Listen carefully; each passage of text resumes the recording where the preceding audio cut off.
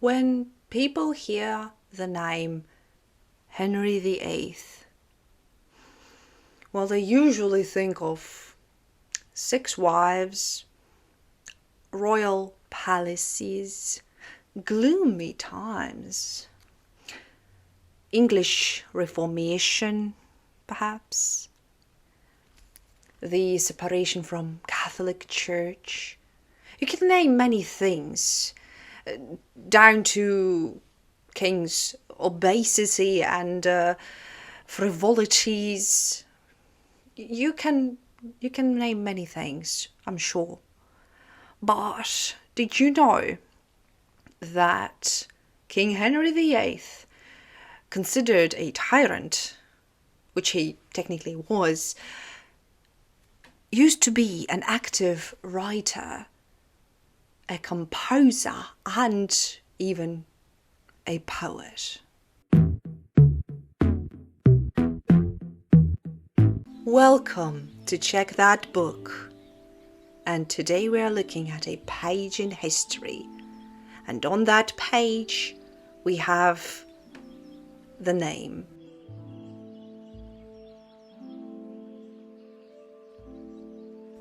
Long before Henry VIII became famous for his political and religious upheaval, he was considered one of the most educated princes in Europe. The future king was born in 1491.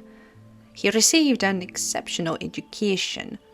Unlike many medieval rulers who focused mainly on warfare and government, Henry studied theology, languages, music, literature, and philosophy. He spoke several languages, including Latin and French, and was deeply interested in intellectual pursuits throughout much of his life. One of Henry's most important literary achievements was a theological work called Assertio Septem Sacramentorum, or in other words, Defense of the Seven Sacraments. Published in 1521, the book was written as a response to the ideas of Martin Luther, whose Protestant Reformation was spreading across Europe. In this work, Henry defended the teachings of the Roman Catholic Church. Surprise, surprise. I mean, taking into account what he will do later on, this is a surprise indeed.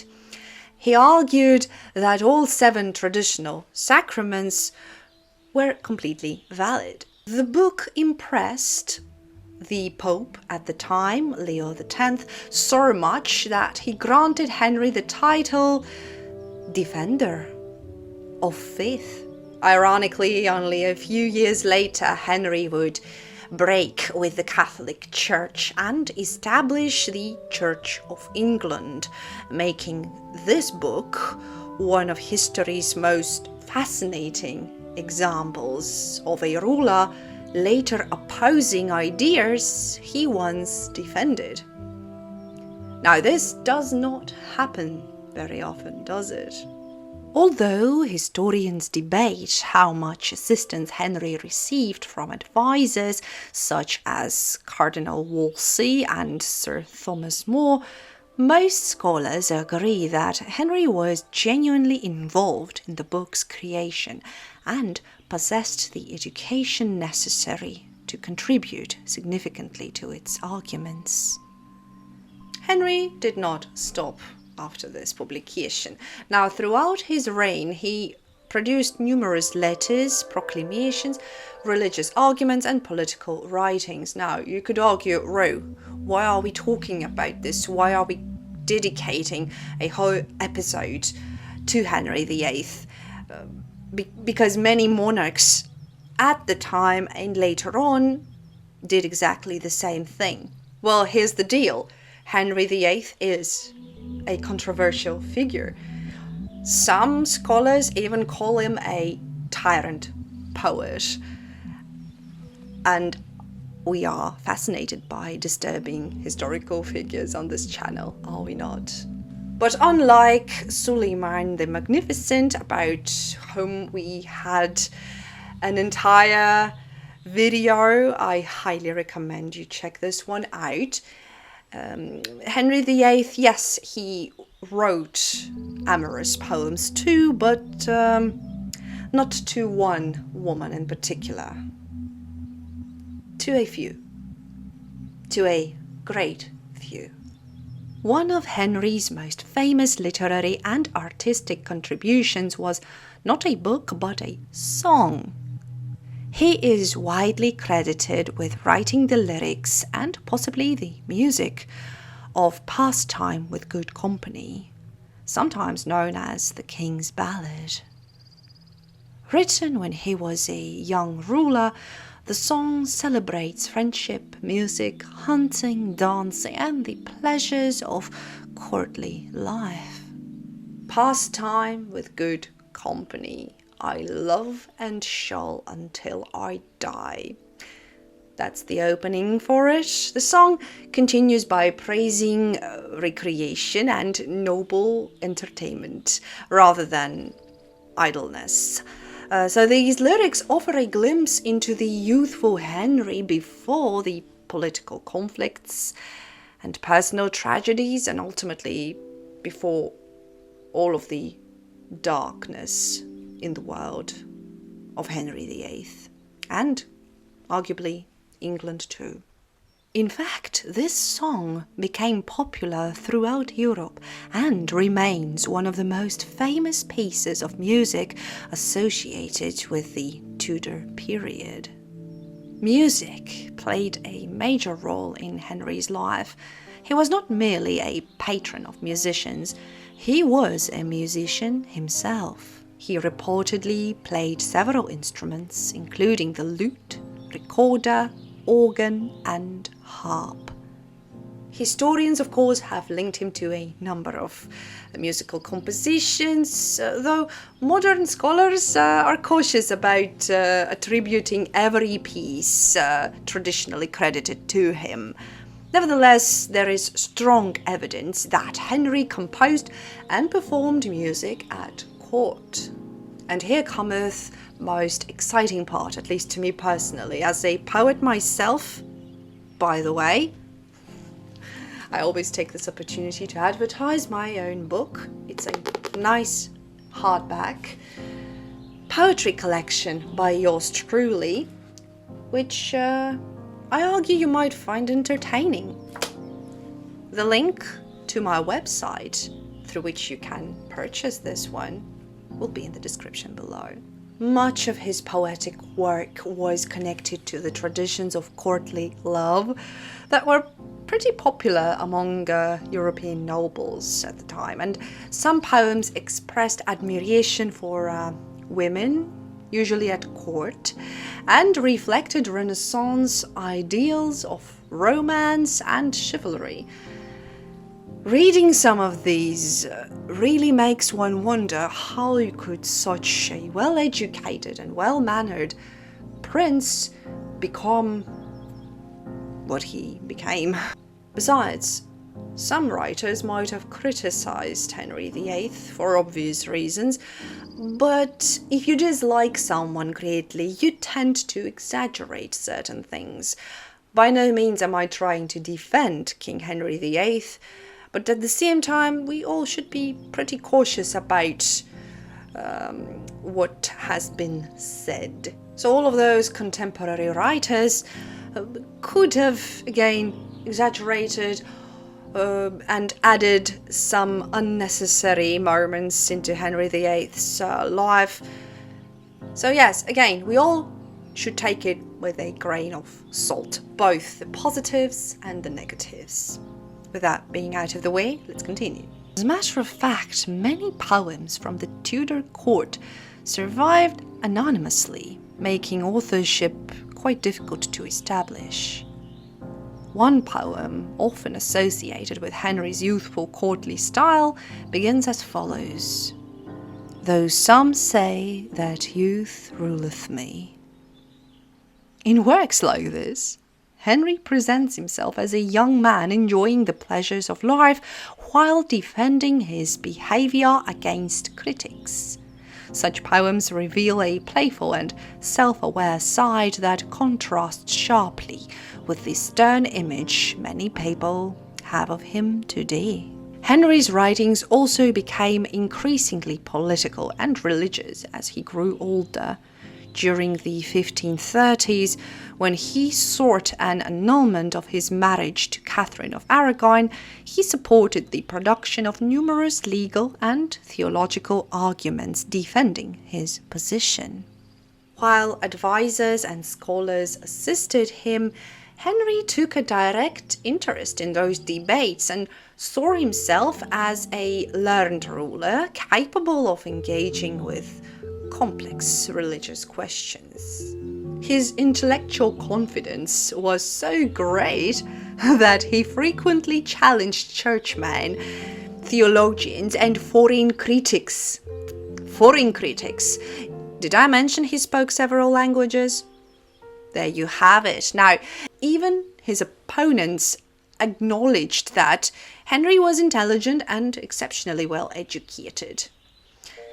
Here I could say that, well, good education does not always mean that you get to be a good person. We are not here to criticize or praise Henry VIII as a king. After all, this is not a history channel, and I am no historian by any means, nor is this particular king one of my favorites, but he is fascinating because his figure shows that even the cruelest of them and the most controversial of them are capable of something beautiful. And poetry and music, there are quite a handful of examples throughout history that prove exactly that. The famous scholar Erasmus, who met the young prince before he became king, praised his abilities and predicted a brilliant future. Well, it was brilliant. Dark, perhaps, but brilliant. Brilliant in a sense of what has happened to the English kingdom at the time and how it shaped its future. But I digress. We are not here to talk politics or even history or even religion. Technically, we do touch upon history, but within the frames of arts. Green groweth the holly, so doth the ivy. Though winter blasts blow never so high, green groweth the holly. As the holly groweth green, and never changeth hue, so I am, ever hath been, unto my lady true. As the holly groweth green, with ivy all alone, when flowers cannot be seen, and greenwood leaves be gone. Now unto my lady promise to her I make, from all other only to her I may betake. Adieu, mine own lady, adieu, my special, who hath my heart truly, be sure and ever shall. Now that was Green Groweth the Holly by Henry VIII, King of England, for example. The creative works of Henry VIII reveal a side of the king that is often overshadowed by his dramatic personal life. He was not simply a monarch who commissioned art. He actively participated in creating it. He did write theological books. He composed songs, poetry, and engaged in scholarly debates. His surviving works demonstrate the ideals of the Renaissance, a ruler who sought excellence in learning, music, literature, and religion. Today, Henry VIII is remembered primarily because of his marriages, let's be honest. And how did he treat his wives? Not all of them were treated poorly, but the vast majority. If you grew up in Britain, or if you studied early on in an English school, then you know the rule, right? Divorced, beheaded, died. Divorced, beheaded, survived. But personal life is personal life. We should not really be judging much, but we still kind of we're tempted to. Why? Because once you're a celebrity, you do not really belong to yourself anymore. And kings and queens were celebrities of their age. They're still today, aren't they? And no matter how hard you try to keep certain things private, well, and even if you manage so, there will always be speculations, there will always be dirty talk, or on the other hand, there will always be positive exaggerations, which might have been the case with Henry VIII when we speak about his writings and his poetry. Did he really write all that much? Perhaps. Do we know much? Not really, because like I said, most of the surviving works were anonymous. So I'm actually here trying to debunk this idea that he was a tyrant poet. Well, he wasn't that much of a tyrant. It depends on how you look at him. And he wasn't that much of a poet because, first and foremost, he was amateurish. Kind of, that's the response from his contemporaries when you read some of them. And at the same time, well, again, not many works remained. In overall, the writings of Henry VIII, they show a king who wanted to be known not only as a powerful ruler who broke off from the Catholic Church, who did a lot to shape and reshape the English kingdom. No, he wanted to be remembered as a cultured intellectual. And that is the side to him that not many people know about, not many people believe to be true, which again, you're right. I reckon, sure, he was educated. Princes of the time received excellent educations. So Henry VIII did leave behind a literary legacy that continues to fascinate historians too. More than 5 centuries later, fancy that. Whether he was that influential or not in this regard, I'll leave this up to you to decide. But then again, he was very much influential in other aspects of his life and the life of the English kingdom. Thank you so very much for watching and for being here. I would like to take this wee moment to thank you all and to invite you all to Fringe. See ya next week. Yes, you can watch the short somewhere here. I'll put a link up. What else is there to say? Take good care of yourselves and your loved ones, ladies and gentlemen. I shall see you all as soon as possible. We will talk at least once more before I get completely busy with the festival. So yes, thank you for listening and cheers. Have a good one.